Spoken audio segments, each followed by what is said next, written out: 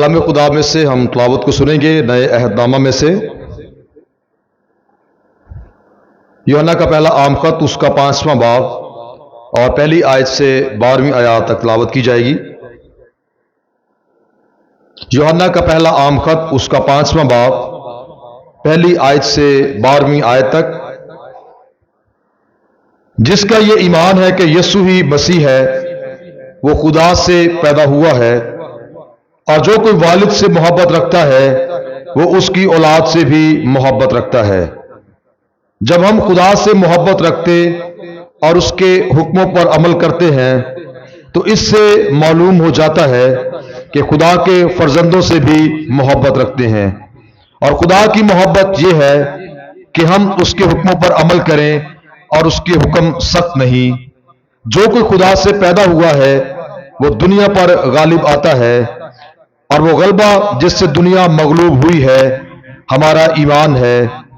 दुनिया का मगलूब करने वाला कौन है सिवा उस शख्स के जिसका ये ईमान है कि यीशु खुदा का बेटा है। यही है वो जो पानी और खून के वसीले से आया था, यानी यीशु मसीह। वो न फकत पानी के वसीले से बल्कि पानी और खून दोनों के वसीले से आया था। और जो गवाही देता है वो रूह है, क्योंकि रूह सच्चाई है। और गवाही देने वाले तीन हैं, रूह और पानी और खून, और ये तीनों एक ही बात पर मुत्फिक है। जब हम आदमियों की गवाही कबूल कर लेते हैं तो खुदा की गवाही तो उससे बढ़कर है। और खुदा की गवाही ये है कि उसने अपने बेटे के हक में गवाही दी है। जो खुदा के बेटे पर ईमान रखता है वो अपने आप में गवाही रखता है।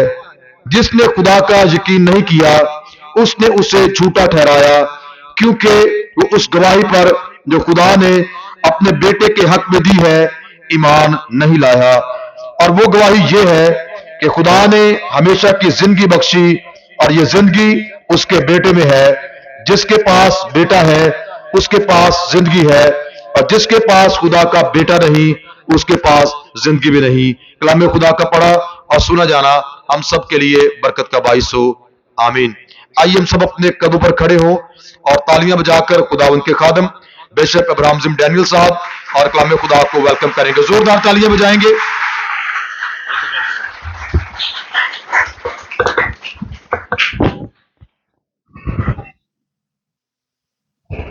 तशरीफ रखें। खुदावंद यीशु मसीह के नाम में आप तमाम अजीजों की सलामती हो, और मेरी तरफ से पादरी साहबान की जानिब से, चर्च कमेटी और मेरी फैमिली की जानिब से आप सबों को पाम संडे यानी खजूरी इतवार की बहुत बहुत मुबारक हो। आज खुदावंद का शुक्र करते हैं कि खुदावंद ने हम सबों को ये बरकत बख्शी कि हम खुदावंद के घर में आ सके। और इसी तरह से हमारी रेजरेक्शन कन्वेंशन जो कि जुमा के रोज शुरू हुई और उसको आज इख्तिताम तक पहुंचा सकें। पाम संडे की इबादत के साथ साथ ये कन्वेंशन की आखिरी इबादत है। मैं खुदावंद का शुक्रगुजार हूं गुज़श्ता सारे दिनों की मदद और रहनुमाई के लिए जो खुदावंद ने की, और उस फजल के लिए जो कन्वेंशन के इन दिनों में हमारे स्पीकर्स हमारे मुंतजमीन के साथ रहा। सबका शुक्रगुजार हूं। खुदावंद सबको बरकत दे। आइए मेरे अजीजों, हम खुदावंद के कलाम की जानब बढ़ें, और आज का हमारा मौजू हमेशा की जिंदगी है। और इस मौका पर जब खुदावंद यीशु मसीह यरूशलेम में बादशाह के तौर पर दाखिल होता है तो उसके नाम के नारे गूंजते हैं, और उस शहाना दाखला में बहुत से लोग मौजूद हैं, बच्चे भी, बड़े भी, औरतें भी, मर्द, बूढ़े, खवातीन, उसमें हर तबका फिक्र से, पढ़े लिखे, अनपढ़, सरदार, अमीर लोग, गरीब लोग, सरदार काहिन, मजहबी, फकी और फरीसी सब उसमें मौजूद हैं। और उस दिन यहूदी लोग ये तसव्वुर करते हैं कि आज हमें وہ مسیحا جس کا ہمیں انتظار تھا مل گیا ہے، اب یہ ہمیں ہماری بادشاہی واپس دے گا۔ میں آج دو چیزوں کو آپ کے سامنے رکھنا چاہتا ہوں کہ جو بادشاہی یہودی چاہتے تھے کہ مسیح یسوع انہیں واپس دلائے، وہ کیا تھی، اور ہمیشہ کی زندگی کیا ہے۔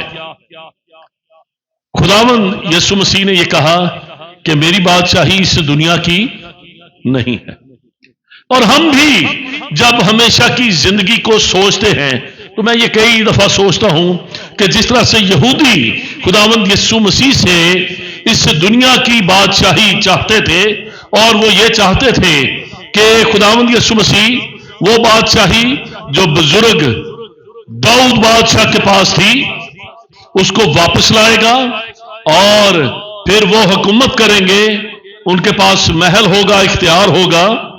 اسی طرح سے آج بہت سے مسیحی وہ جب ہمیشہ کی زندگی کی بات کرتے ہیں تو ان کے نزدیک جو ہمیشہ کی زندگی ہے وہ ان تمام باتوں پر مشتمل ہے جس کو آج ہم پراسپیرٹی گاسپل یا خوشحالی کی خوشخبری کہتے ہیں، یعنی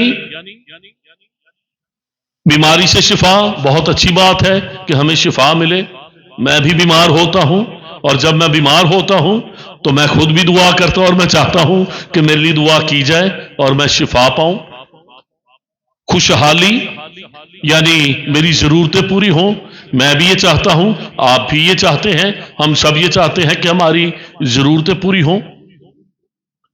لیکن میرے عزیزو یاد رکھیں کہ ہمیشہ کی زندگی صرف اچھی جسمانی زندگی کا نام نہیں، یہ اس ابدی زندگی کا نام ہے جو خداوند خدا کے ساتھ بسر ہوتی ہے۔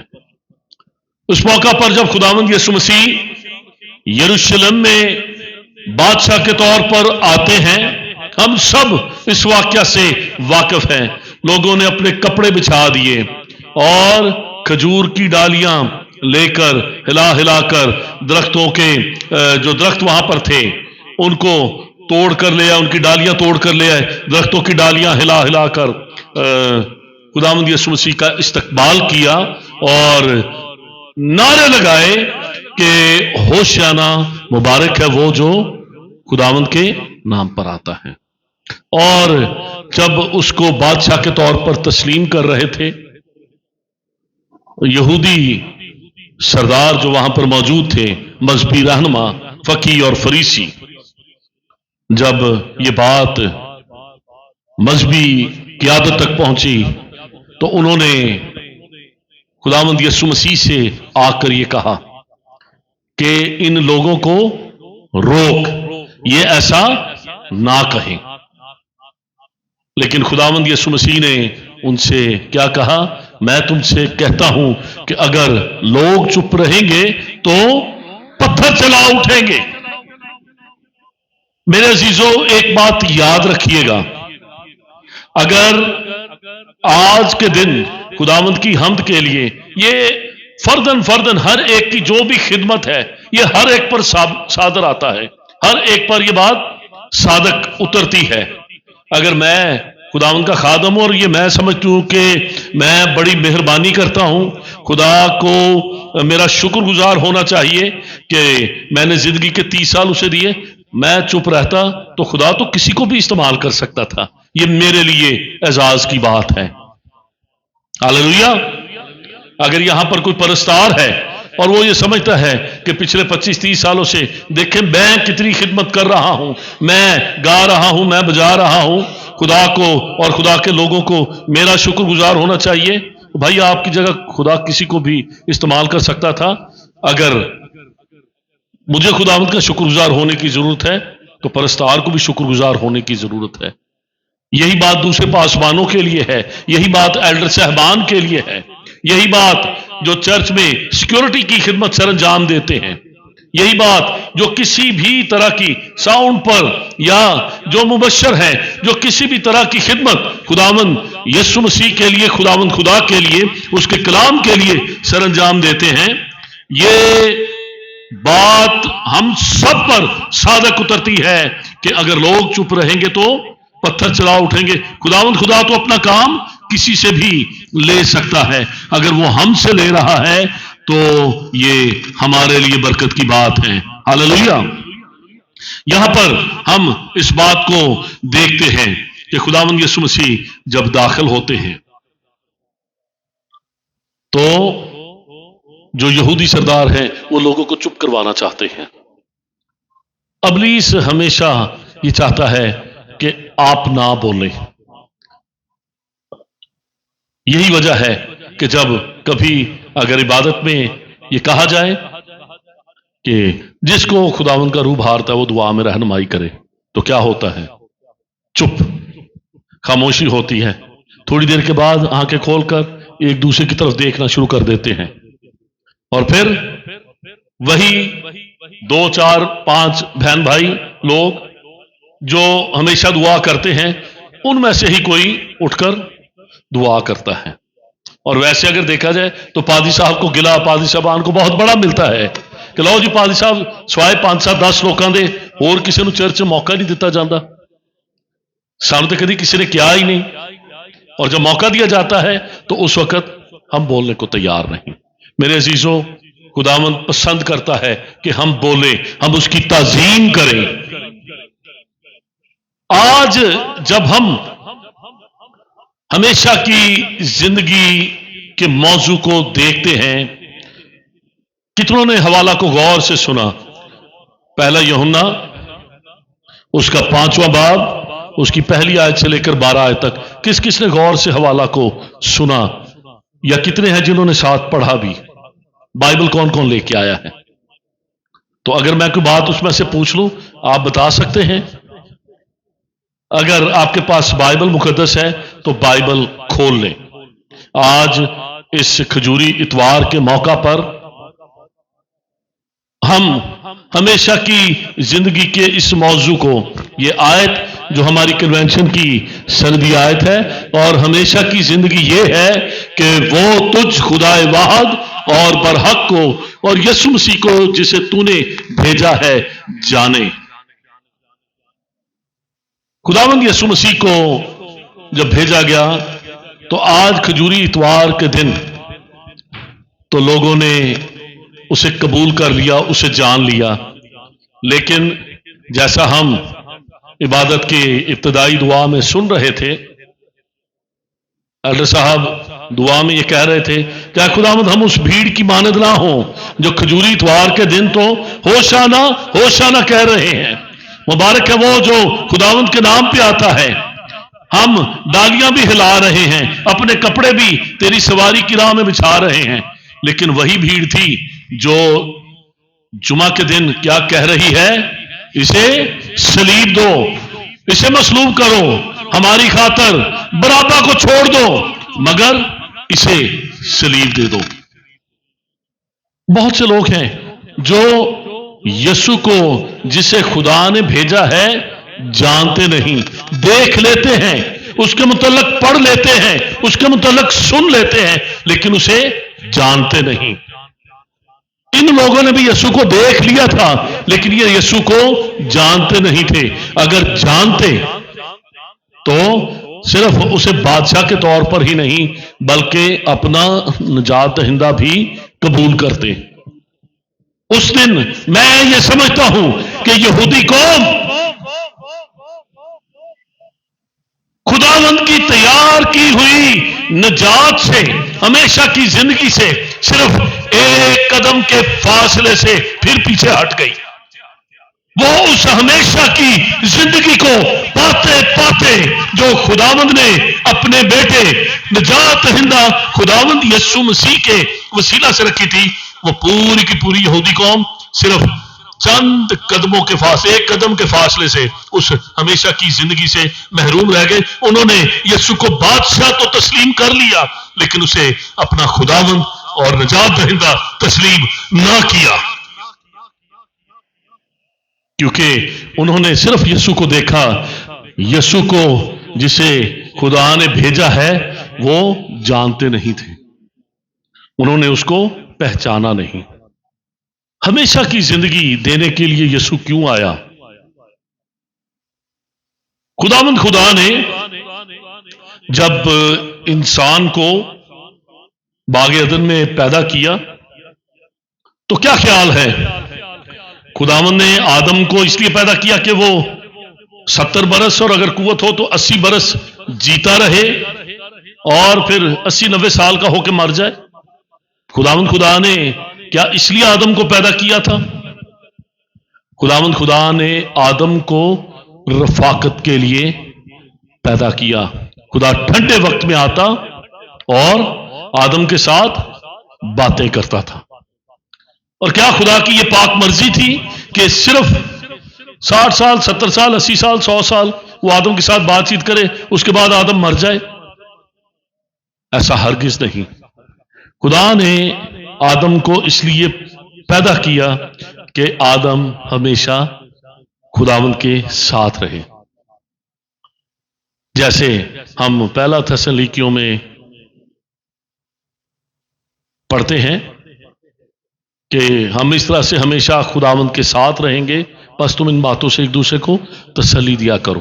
خداوند کی مرضی یہ تھی کہ آدم ہمیشہ خداوند کے ساتھ رہتا۔ یا جیسے 23 زبور میں ہم اس کی آخری آیت میں پڑھتے ہیں کہ یقیناً بھلائی اور رحمت عمر بھر میرے ساتھ ساتھ رہے گی اور میں ہمیشہ خداوند کے گھر میں سکونت کروں۔ خداوند کا پلان آدم کے لیے، انسان کے لیے ہمیشہ تھا، ہمیشہ کی زندگی۔ ہمیں پرانے عہد نامہ میں بھی بعض لوگ یہ سمجھتے ہیں کہ شاید پرانے عہد نامہ میں ہمیشہ کی زندگی کا ذکر نہیں، لیکن کل ہم نے جب خداوند کے خادمین نے کنونشن کی شام کی عبادت میں ہمیشہ کی زندگی کے متعلق سکھایا تو ہم نے سیکھا کہ کیسے پرانے عہد نامہ میں بھی ہمیشہ کی زندگی کے متعلق خداوند کا کلام ہمیں سکھاتا ہے۔ خداوند کی مرضی نہیں تھی، خداوند یسوع مسیح اس روئے زمین پر ہم سب کے لیے اس لیے آیا کہ ہم زندگی پائیں اور کثرت کی زندگی۔ یہ کثرت کی زندگی ایسی زندگی ہے جس میں ابنڈنس ہے، یہ صرف ایسی بابرکت زندگی نہیں جو اس دنیا میں رہتے ہوئے ہماری ہر طرح کی ضروریات کا خیال رکھے، بلکہ یہ کثرت کی زندگی ابدی زندگی ہے۔ آج بھی میں ڈیولپمنٹ کے خلاف نہیں ہوں، میں لوگوں کی اپلفٹ کے خلاف نہیں ہوں۔ گاسپل مشن پاکستان اور بیپٹسٹ چرچز پچھلے 50 سال سے اسکول چلا رہے ہیں، بچوں کو پڑھا رہے ہیں، مسیحی بچوں کے لیے ادارے قائم کیے ہوئے ہیں۔ فلڈ ریلیف میں جایا جاتا ہے، زلزلہ زدگان کی مدد کے لیے جایا جاتا ہے، جو بھٹوں پر غریب لوگ کام کرتے ہیں انہیں آزاد کیا جاتا ہے، مستحقین میں راشن بانٹا جاتا ہے، مدد کی جاتی ہے، بھلائی کے اور بہت سے کام ہیں جو بالکل خاموشی کے ساتھ جاری و ساری ہیں۔ بیواؤں کی مدد کی جاتی ہے، معذوروں کی مدد کی جاتی ہے۔ میں ان چیزوں کے خلاف نہیں ہوں، لیکن یاد رکھیں کہ خداوند یسوع مسیح نے 2 موقعوں پر جب وہ اس روئے زمین پر تھا، اس نے اپنے آنے کا مقصد بیان کیا تو اس نے کہا کہ ابن آدم اس لیے آیا ہے کہ کھوئے ہوئوں کو بچائے، اور پھر اس نے کہا میں اس لیے آیا ہوں کہ وہ زندگی پائیں اور کثرت کی زندگی پائیں۔ حالانکہ خداوند یسوع مسیح نے اپنی زندگی میں اندھوں کو آنکھیں دی، بیماروں کو اچھا کیا۔ اس نے کہیں یہ نہیں کہا کہ میں اس لیے آیا ہوں کہ میں تمام مردوں کو زندہ کر دوں، میں تمام اندھوں کو شفا دے دوں، میں تمام بیماروں کو، مفلوجوں کو، لنگڑوں کو، لجوں کو بالکل ٹھیک کر دوں۔ اس نے کہیں یہ نہیں کہا کہ میں اس دنیا کے تمام بھوکوں کو کھانا کھلانے آیا ہوں۔ وہ تو چاہتا تو ایک ہی وقت میں ساری دنیا کو کھانا کھلا سکتا تھا، وہ چاہتا تو ایک ہی دفعہ حکم دیتا، لازر کے ساتھ ساتھ ہر ایک قبر سے مردہ اٹھ کر باہر آ جاتا، کیونکہ وہ قیامت اور زندگی ہے۔ لیکن جب وہ اپنے آنے کا مقصد بیان کرتا ہے تو وہ یہ مقصد بیان کرتا ہے کہ میں زندگی دینے کے لیے آیا ہوں، کھوئے ہوئوں کو بچانے کے لیے آیا ہوں۔ میرے عزیزوں، لکھا ہے جس کا یہ ایمان ہے کہ یسوع ہی مسیح ہے، وہ خدا سے پیدا ہوا ہے، اور جو کوئی والد سے محبت رکھتا ہے وہ اس کی اولاد سے بھی محبت رکھتا ہے۔ یہ ایک پیمانہ ہے جو خدا ان کا کلام دیتا ہے کہ جس کا یہ ایمان ہے کہ یسوع ہی مسیح ہے۔ بہت سے لوگ ہیں جنہوں نے مسیح ہونے کا دعویٰ کیا، خداوند یسوع مسیح سے پہلے بھی، خداوند یسوع مسیح کے بعد بھی، جو یہ دعویٰ کرتے تھے کہ ہم مسیحی ہیں۔ آخر میں بہت سے لوگ یورپ میں، امریکہ میں، مختلف تاریخ کے حصوں میں، اس برے صغیر کی ہسٹری میں مرزا غلام احمد ایک شخص تھا جس نے کہا کہ میں مسیح موعود ہوں، جو وعدہ کیا ہوا مسیح ہے وہ میں ہوں، لیکن جیسی زندگی اس نے گزاری وہ قطعاً مسیح یسوع کی پیشن گوئیوں پر پوری نہیں اترتی۔ اس کا انجام بھی ہم دیکھتے ہیں۔ آج بھی بہت سے لوگ جو اس کے ماننے والے ہیں وہ مسیحی لوگوں کو گمراہ کرنے کے لیے کہ جو مسیح آنے والا تھا وہ ہمارا مرزا غلام احمد تھا، وہ مسیحیوں کو ورگلاتے ہیں۔ پاکستان میں تو مسیحی بڑی اچھی طرح سے ان کے متعلق جانتے ہیں، ان قادیانیوں کے متعلق، لیکن جو امریکہ اور یورپ میں ہیں ان میں سے جو سادہ لوگ ہیں، جو ان باتوں سے واقف نہیں ہیں، وہ کئی دفعہ ان کی باتوں میں آ جاتے ہیں۔ یاد رکھیں کہ مسیح صرف اور صرف یسوع ہے جو کنواری مریم سے پیدا ہوا ہے، جس نے پینتوس پلاطوس کی حکومت میں دکھ اٹھایا، مصلوب ہوا، مر گیا اور دفن ہوا، عالم ارواح میں اتر گیا، تیسرے دن مردوں میں سے جی اٹھا اور آسمان پر چڑھ گیا، جہاں سے وہ زندوں اور مردوں کی عدالت کرنے کو آئے گا۔ ہر ایک کے کاموں کے موافق دینے کے لیے اجر اس کے پاس ہے۔ ہمیں سب سے پہلے تو اپنی زندگی میں یہ ایمان رکھنا ہے کہ یسوع ہی مسیح ہے۔ جو اس بات کو مانتا ہے، یقین رکھتا ہے، وہ خدا سے محبت رکھتا ہے اور خدا کی مرضی پوری کرتا ہے۔ آگے لکھا ہے جب ہم خدا سے محبت رکھتے اور اس کے حکموں پر عمل کرتے ہیں تو اس سے معلوم ہو جاتا ہے کہ خدا کے فرزندوں سے بھی محبت رکھتے ہیں۔ جب ہم خدا کے فرزندوں سے محبت رکھتے ہیں تو یہ اس بات کا ثبوت ہے کہ ہم خدا سے بھی محبت رکھتے ہیں۔ اور آگے چل کے لکھا ہے اور خدا کی محبت یہ ہے کہ ہم اس کے حکموں پر عمل کریں اور اس کے حکم سخت نہیں۔ خداوند نے جو حکم ہمیں دیے ہیں وہ سخت نہیں۔ اس سے کیا مطلب ہے؟ خداوند کے جتنے حکم بھی اگر ہم کلام مقدس کو پڑھیں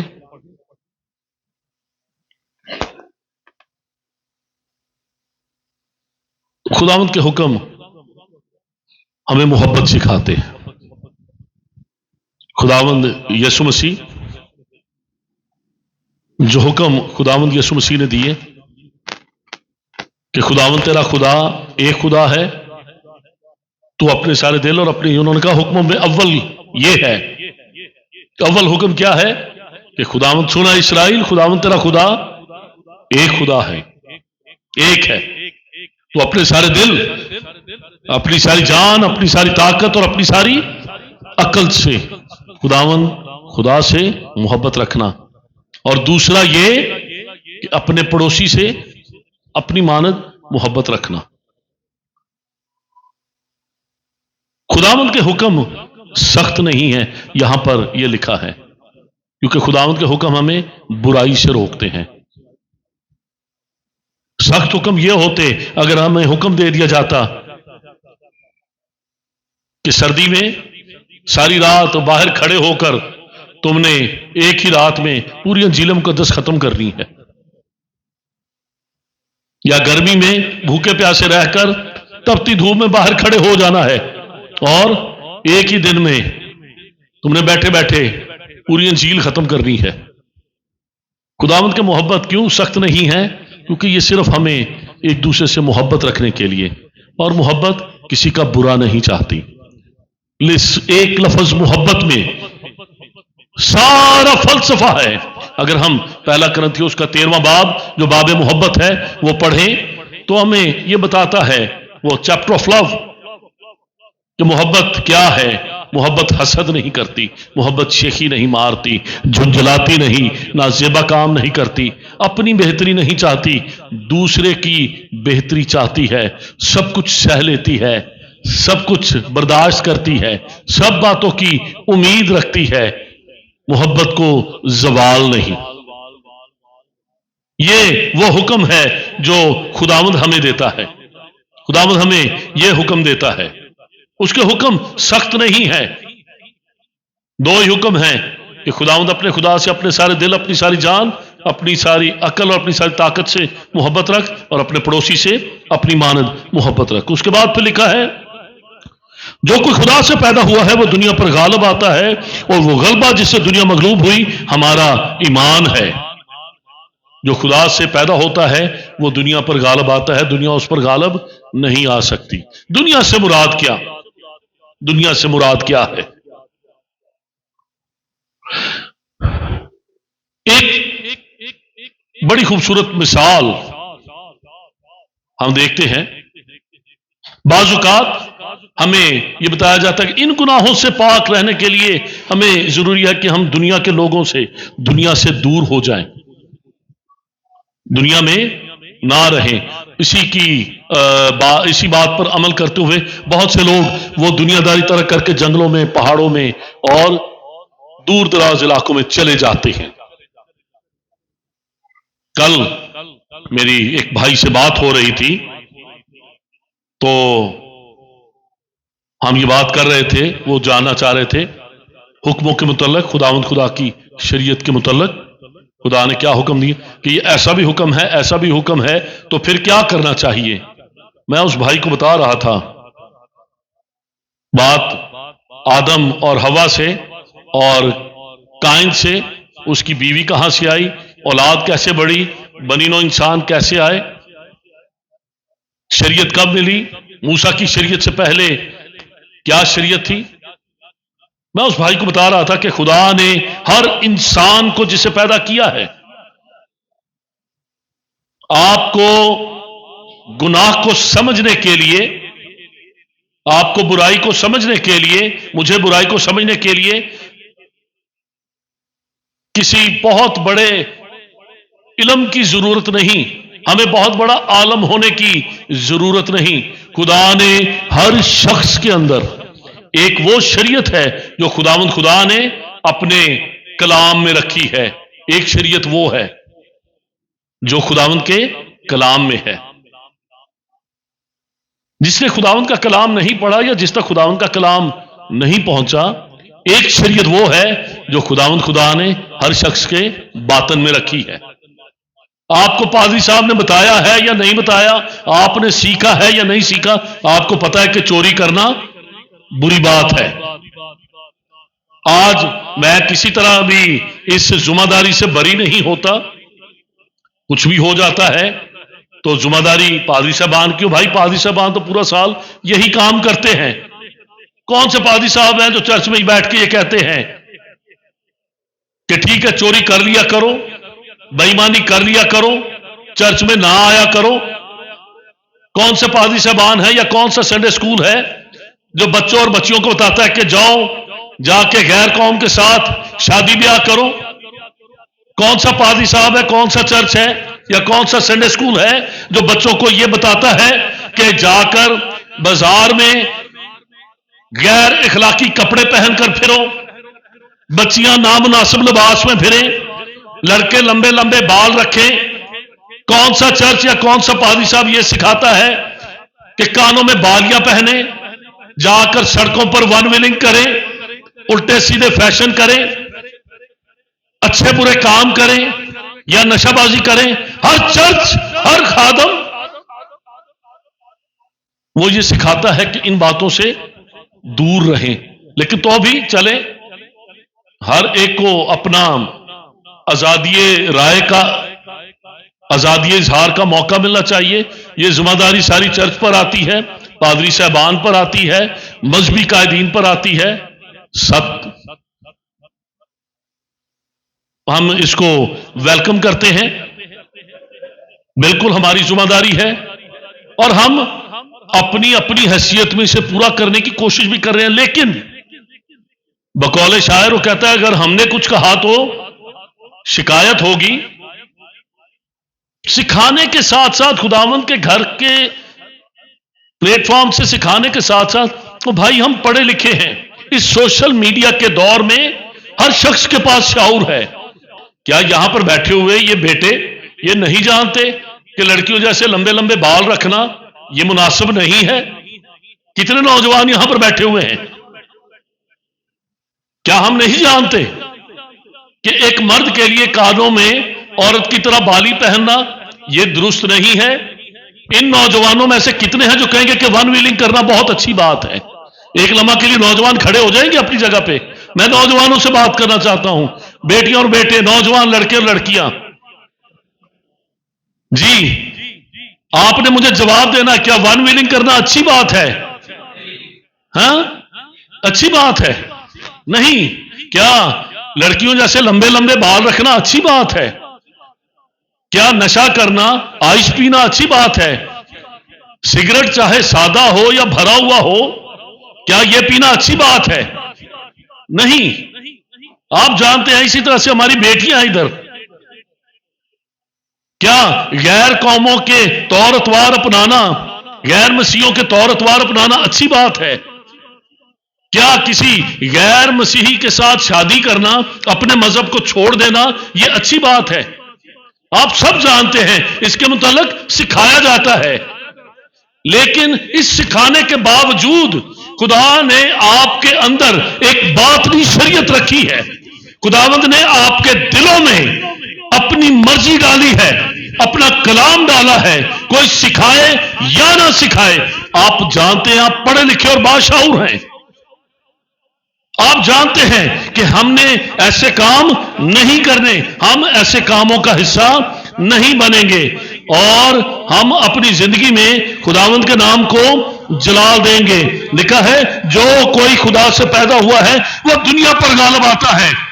ان باتوں پر ایسے شوق پالنا، دل بہت چاہتا ہے کہ اچھا اس لڑکے نے بالی پہنی ہوئی ہے، میں بھی ایسے پہن کے دیکھوں، اس نے پرسنگ کروائی ہوئی ہے ناک میں، کیا پہنتے ہیں، کیا اس کو کہتے ہیں ناک میں جو ڈال کے پھرتے ہیں، ہاں جی کوکا نتھلی، لڑکے پہنتے، لڑکیوں نے چھوڑ دی ہے، لڑکوں نے پہننا شروع کر دیا ہے۔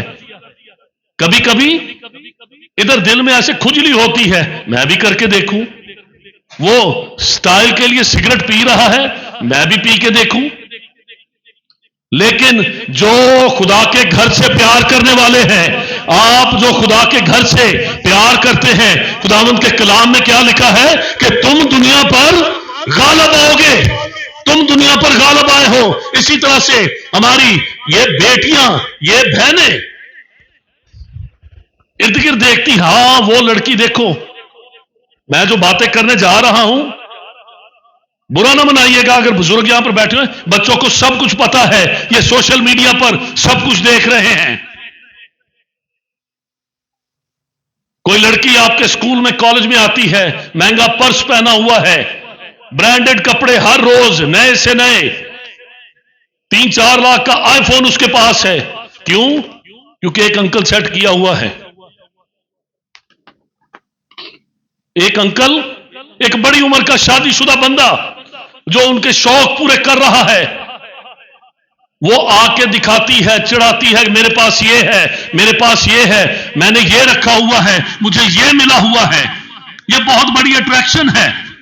لیکن خداوند کا کلام تمہارے لیے کیا کہتا ہے کہ تم دنیا پر غالب آئے ہو، یہ ہے دنیا جس پر تم غالب آئے ہو، یہ وہ دنیا ہے۔ ہمارا غلبہ وہ تلوار لے کر جا کر لوگوں کے سر کاٹنے والا غلبہ نہیں ہے، ہمارا غلبہ لوگوں کو ختم کر دینا، خودکش حملہ آور بن کر، بارود سے بھری ہوئی جیکٹ پہن کر جا کر غیر قوموں کے سینکڑوں ہزاروں لوگ مار دینا، ہمارا غلبہ یہ نہیں ہے۔ میرے بیٹے اور بیٹیوں، میرے نوجوانوں، تمہارا غلبہ یہ ہے کہ تم ان بدنی اور جسمانی خواہشات پر جو ابلیس کی طرف سے ہیں، تم ان پر غالب آؤ. ہاللویہ.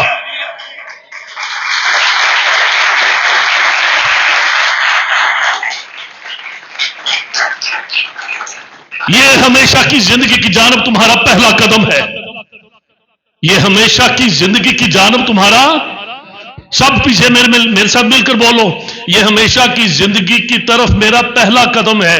جتنے نوجوان یہاں پر موجود ہیں میرے ساتھ مل کر بولیں، یہ ہمیشہ کی زندگی کی طرف میرا پہلا قدم ہے. 1 2 3. یہ ہمیشہ کی زندگی کی طرف میرا پہلا قدم ہے. وہ ہمیشہ کی زندگی جو خداوند یسوع مسیح ہے، جو خداوند یسوع مسیح دینے کو آیا، اس کا سب سے پہلا قدم یہ ہے کہ تم دنیا پر اور دنیا کی ان باتوں پر، دنیا کی ان خواہشوں پر غالب آؤ. اگر تم انہی پر غالب نہیں آ سکتے، اس لڑکی کو دیکھ کر جس کے پاس اس ایک بےہودہ آدمی کی طرف سے دیے ہوئے تحائف ہیں، تم یہ جنگ ہار جاتی ہو، حوصلہ چھوڑ جاتی ہو، تو پھر تم ہمیشہ کی زندگی کی وارث نہیں ہو. اگر تم ابلیس کی ان چالوں پر، اس فیشن پر، ان باتوں پر، اس نشے پر غالب نہیں آ سکتے، تو بھول جاؤ کہ تم کبھی ہمیشہ کی زندگی پاؤ گے. جب تم ان باتوں پر غالب آؤ گے تو یہ ہمیشہ کی زندگی کی طرف تمہارا پہلا قدم ہے. شاباش، بیٹھ جائیں.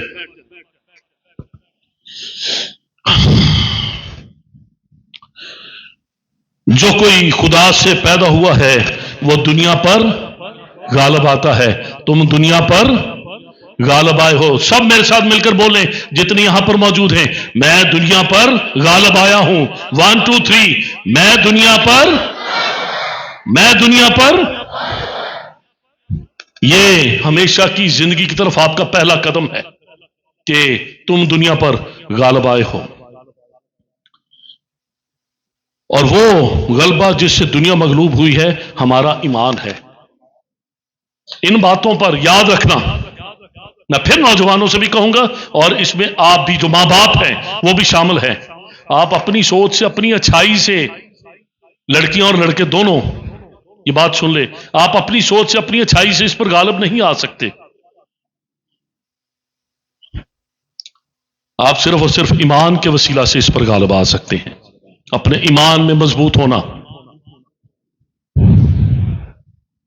میرے بہت سے غیر مسیحی دوست ہیں، بچپن سے لے کر آج تک بڑے اچھے دوست ہیں. کچھ ایسے ہیں جو ہمیشہ میرے سپورٹیو رہے ہیں، انہوں نے کبھی میرے ایمان کو چیلنج نہیں کیا. غیر مسیحی ہوتے ہوئے بھی، مسلمان ہوتے ہوئے، ہندو ہوتے ہوئے، سکھ ہوتے ہوئے میرے اچھے دوست ہیں. انہوں نے کبھی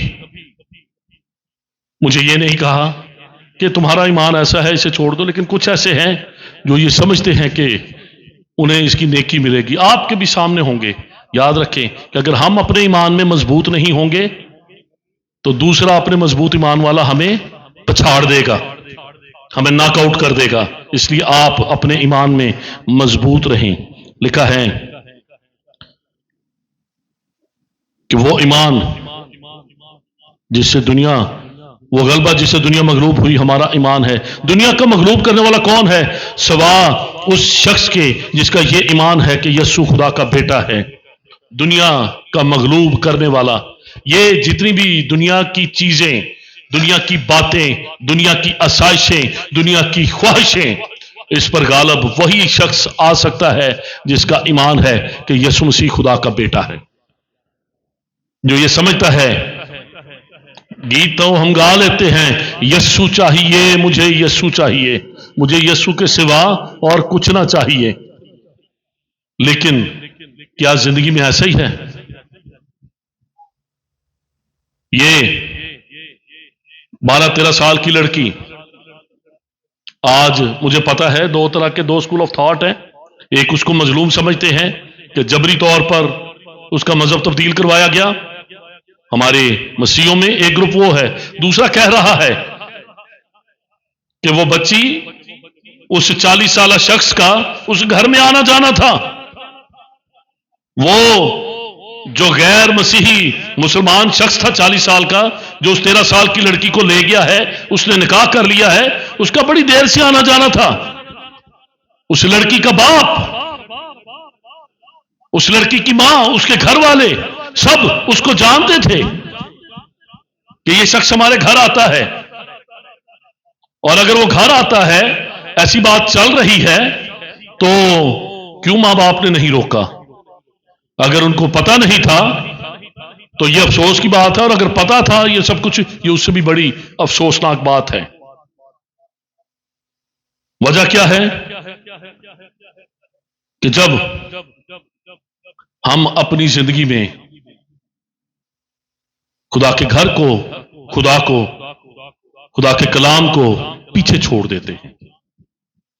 آپ ایسے گھروں کی ہسٹری اٹھا کے دیکھ لیں، وہی لوگ ہیں والدین سے کبھی، میں دعوے کے ساتھ کہہ سکتا ہوں، ایسے گھروں میں جائیں، چرچ کے ساتھ ان کے افیلیشن، ہاں چرچ جاتے ہوں گے، چرچ جانا کافی نہیں ہوتا۔ میں کئی دفعہ یہ کہتا ہوں کہ اگر ہفتے میں ایک دفعہ چرچ آنے سے آپ یہ سمجھتے ہیں کہ آپ مسیحی بن گئے ہیں، کتنے یہ سمجھتے ہیں کہ صرف چرچ آنے سے ہم مسیحی بن جاتے ہیں؟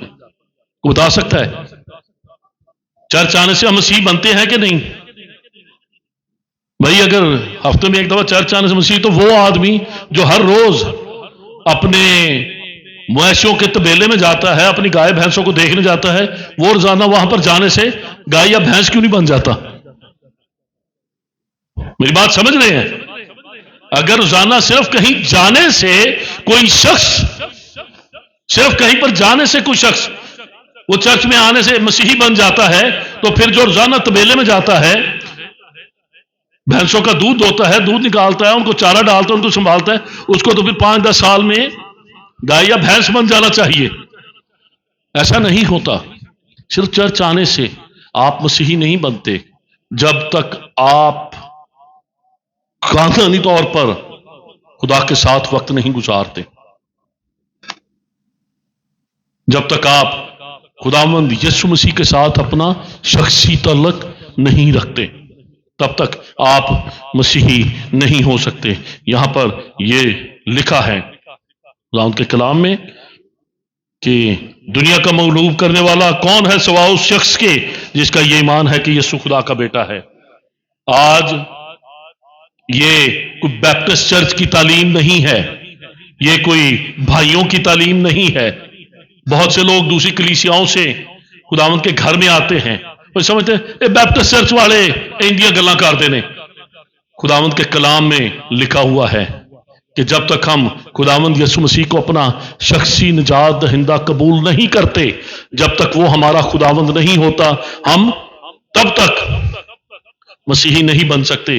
دنیا پر غالب آنے والا شخص وہی ہے جو ایمان رکھتا ہے کہ یسوع خدا کا بیٹا ہے۔ میرے عزیزوں، 10ویں آیت میں آؤں گا، یوحنا، پہلا یوحنا اس کا 5واں باب، اس کی 10ویں آیت۔ وقت ہمارے پاس کم ہے۔ لکھا ہے جو خدا کے بیٹے پر ایمان رکھتا ہے وہ اپنے آپ میں گواہی رکھتا ہے۔ یہ مشکل ترین کام، شروع میں جیسے میں نے کہا کہ یسوع مسیح پر ایمان رکھنا اور اس کے بیٹے پر ایمان رکھنا، یہ آپ کا ہمیشہ کی زندگی کی جانب پہلا قدم ہے۔ اور یسوع مسیح میں گواہی رکھنا، آپ کو پتا ہے ہر مسیحی، جو شخص سچا مسیحی ہے وہ اپنے اندر گواہی رکھتا ہے۔ پچھلے دنوں میں ایک وہ جو اکثر اینکرز وہ مائک پھرتے رہتے ہیں، آپ مسیحی ہیں؟ جی۔ انہوں نے کوئی سوال پوچھا، یہ تو ہمیں نہیں پتا۔ یہ کیوں کرتے ہیں؟ یہ بھی ہمیں نہیں پتا۔ آپ مسیحی ہیں؟ ہاں جی ہم مسیحی ہیں۔ آپ یہ کرتے ہیں؟ پتا نہیں۔ آپ یہ کیوں کہتے ہیں؟ پتا نہیں۔ کیسے مسیحی ہیں ہم؟ یہاں پر تو یہ لکھا ہوا ہے کہ جو خدا کے بیٹے پر ایمان رکھتا ہے وہ اپنے آپ میں گواہی رکھتے ہیں۔ ہم میں سے کتنے خدا کے بیٹے پر ایمان رکھتے ہیں؟ اپنا ہاتھ دکھا سکتے ہیں؟ میں دیکھنا چاہتا ہوں جس کا ہاتھ نیچے ہوگا، میں غور سے دیکھ لوں۔ کسی کا ہاتھ نیچے تو نہیں ہے؟ جی، اگر کوئی آپ کے ساتھ بیٹھا ہو جس کا ہاتھ نیچے ہے تو مجھے اشارہ کر کے بتائیں کہ بھائی صاحب اس کا ہاتھ نیچے ہے۔ کسی کا ہاتھ نیچے تو نہیں ہے۔ ہم سب ایمان رکھتے ہیں کہ یسوع خدا کا بیٹا ہے۔ ہاللویا، تالیاں بجائیں پھر۔ ہم سب ایمان رکھتے ہیں لیکن اب میں دوسرے سوال کی طرف آؤں گا جو اسی ایک آیت میں ہے، 10ویں آیت میں، کہ جو کوئی یہ ایمان رکھتا ہے کہ یسوع مسیح خدا کا بیٹا ہے، وہ اپنے اندر کیا رکھتا ہے؟ گواہی رکھتا ہے۔ اب مجھے بتاؤ میں سے کتنے اپنے اندر ایک گواہی رکھتے ہیں؟ اب وہ ہاتھ دکھائیں جو گواہی رکھتے ہیں، میں نے سن بھی لینی ہے۔ میں جھوٹا ہاتھ نہ کھڑا کرے ہو، جھوٹا ہاتھ نہیں کھڑا کرنا، یہ ایسے ایسے والا ہاتھ نہیں چاہیے، ایسے ایسے ایسے دلیری کے ساتھ اونچا کر کے، اونچے کرو سر دروازیوں۔ جب دلیری ہوتی ہے تو پھر سب کچھ اونچا ہوتا ہے، پھر جھنڈا بھی اونچا ہوتا ہے، پھر ہاتھ بھی اونچا ہوتا ہے، پھر سر بھی اونچا ہوتا ہے۔ شرمندوں کے سر اونچے نہیں ہوتے، نیچے ہوتے ہیں۔ اگر شرمندہ نہیں ہیں، گواہی رکھتے ہیں تو ہاتھ اونچا کریں۔ ہاللیلویا۔ جو ایمان رکھتا ہے کہ یسوع مسیح خدا کا بیٹا ہے، وہ اپنے اندر گواہی رکھتا ہے۔ جس نے خدا کا یقین نہیں کیا، جس نے خدا کا یقین نہیں کیا، اس نے اسے جھوٹا ٹھہرایا، کیونکہ وہ اس گواہی پر جو خدا نے اپنے بیٹے کے حق میں دی ہے ایمان نہیں لایا۔ اب جس نے یقین نہیں کیا، کیا لکھا ہے؟ جس نے خدا کا یقین نہیں کیا اس نے اسے جھوٹا ٹھہرایا۔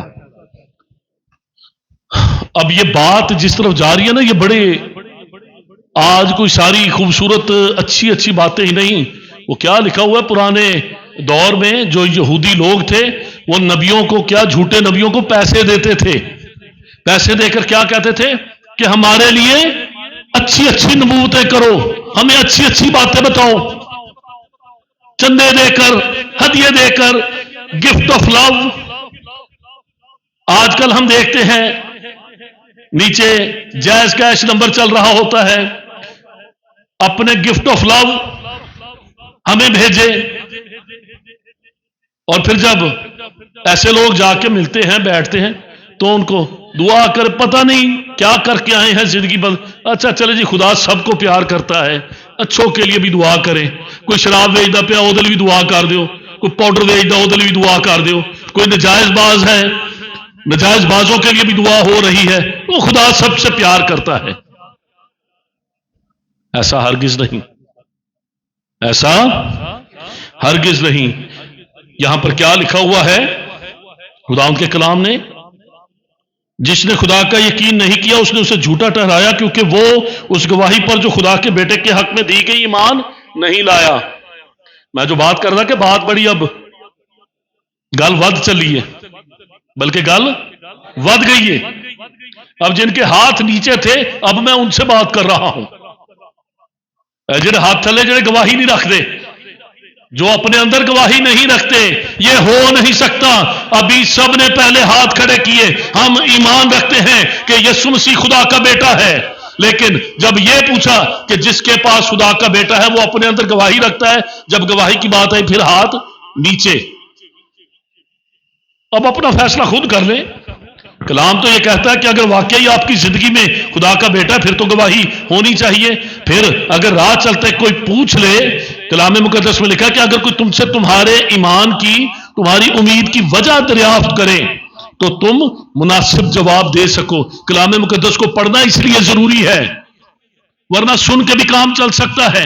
ایمان تو سننے سے پیدا ہوتا ہے، سن کر ہم ایمان لے آتے ہیں، لیکن ایمان مضبوط جب ہم کلام کو پڑھتے ہیں، جب ہم اس سے واقف ہوتے ہیں، سچائی سے واقف ہوگے اور سچائی تمہیں آزاد کرے گی۔ اب جن کے ہاتھ نیچے تھے کیا لکھا ہوا ہے کہ جس نے خدا کا یقین نہیں کیا اس نے اسے جھوٹا ٹھہرایا، کیونکہ وہ اس کی گواہی پر جو خدا نے اپنے بیٹے کے حق میں دی ہے ایمان نہیں لایا۔ جو اپنے اندر گواہی نہیں رکھتا وہ خدا کے بیٹے پر ایمان بھی نہیں رکھتا۔ اس دھوکے سے نکل آئیں۔ اب اس دھوکے میں مزید زندگی بسر نہ کریں، ورنہ گورنمنٹ کے کاغذوں میں، نادرا کے ریکارڈ میں تو آپ کا مذہب مسیحیت ہے۔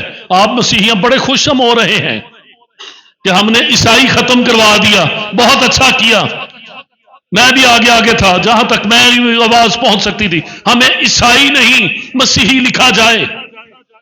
لیکن اگر ہمارے پاس خدا کا بیٹا نہیں، اگر ہم خدا کے بیٹے پر ایمان نہیں رکھتے تو پھر ہم اپنے اندر گواہی بھی نہیں رکھتے۔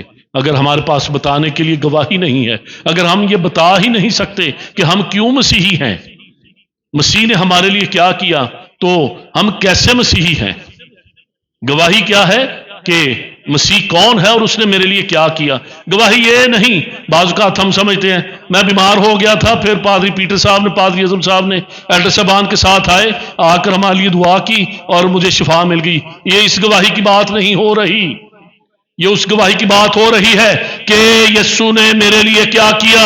اس سامری عورت کی طرح جو کنویں پر خداوند یسوع مسیح سے ملی، جو باتیں کرتی رہی، جو پوچھتی رہی کہ ہم کہاں پر جا کر دعا کریں، کہاں پر پرستش کریں، ہمارے باپ دادا تو بڑے پہاڑ پر جاتے تھے، ہم کہاں پر جائیں۔ خداوند یسوع مسیح نے اس سے کہا کہ خدا روح ہے اور ضرور ہے کہ اس کے پرستار روح اور سچائی سے اس کی عبادت اور پرستش کریں۔ اور پھر اس نے خداوند یسوع مسیح سے جب بہت سی باتیں کی، خداوند یسوع مسیح نے کہا کہ یہ ایسے نہیں سمجھے، کہ اس نے کہا جا کر اپنے شوہر کو لے آ۔ خداوند یسوع مسیح جانتا تھا کہ اس کی بریک کہاں پر لگے گی۔ یسوع مسیح نے اس سے کیا کہا کہ جا کر اپنے شوہر کو لے۔ تو وہیں پر اس کے سوال و جواب، وہیں پر ABS بریک لگ گئی، اور اس نے کیا جواب دیا؟ جی میرا شوہر نہیں ہے، میں بے شوہر ہوں۔ تو خداوند یسوع مسیح نے کیا کہا؟ تو نے بالکل ٹھیک کہا ہے، تو کتنے کر چکی ہے؟ 1 2 3 4 کتنے کر چکی ہے؟ 5 کر چکی ہے، اور جو تیرے پاس ہے وہ بھی تیرا نہیں۔ جی تھوڑی دیر آس پاس سے آ جائیے۔ ہماری بہنیں کتنے خواتین کو ہم جانتی ہیں جو ایسی زندگی بسر کر رہی ہیں۔ بہت سی خواتین کو تو بھائی خوش نہ ہوں، سانو کئی بھائیاں کا بھی پتا ہے۔ 1 2 3 قربان صاحب وہ ایک شعر فارسی کا تھا، اس کا ترجمہ کر کے بتایا کرتے تھے کہ توبہ کی پھر توبہ پہ توبہ کی، تو میری اس توبہ سے توبہ بھی توبہ کر اٹھی۔ اور بعض اوقات ہم خود تو کیا توبہ کرنی، ہم تو توبہ کی توبہ کروا دیتے ہیں۔ توبہ ہمارے سامنے ہمارے کاموں کو دیکھ کر جو توبہ ہے وہ بھی کانوں کو ہاتھ لگاتی ہے، وہ میں تو تھی، یہ میرے نالوں بھی بات ہے۔ سامری عورت نے کیا کہا کہ میرا شوہر نہیں، خداوند یسوع مسیح نے کہا تو ٹھیک کہتی ہے، جو تیرے پاس ہے اب وہ بھی تیرا نہیں ہے۔ میرے عزیزوں، گواہی کیا ہے؟ میں گواہی کے متعلق بتا رہا تھا۔ گواہی صرف یہ ہے، کسی کو بتانا کہ یسوع کون ہے اور اس نے میرے لیے کیا کیا ہے۔ گواہی یہ نہیں کہ میں نے کیا کیا ہے، میں کیا گواہی دوں گا، میں کیا کر سکتا ہوں، مجھ میں ہے کیا، میں چیز ہی کیا ہوں۔ گواہی تو یہ ہے کہ یسوع کون ہے، اس کا بتانا، اور اس نے میرے لیے کیا کیا۔ وہ سامری عورت کو جب خداوند یسوع مسیح نے اس کو اس کے سارے کام بتائے تو وہ اس کنویں سے اٹھ کر گئی اور جا کر اپنے شہر میں لوگوں کو بتایا کہ ہم کو خرستس یعنی مسیح، ہمیں خرستس یعنی مسیح مل گیا ہے۔ آؤ میں تمہیں ایک ایسے شخص سے ملواؤں جس نے میرے سارے کام مجھے بتا دیے۔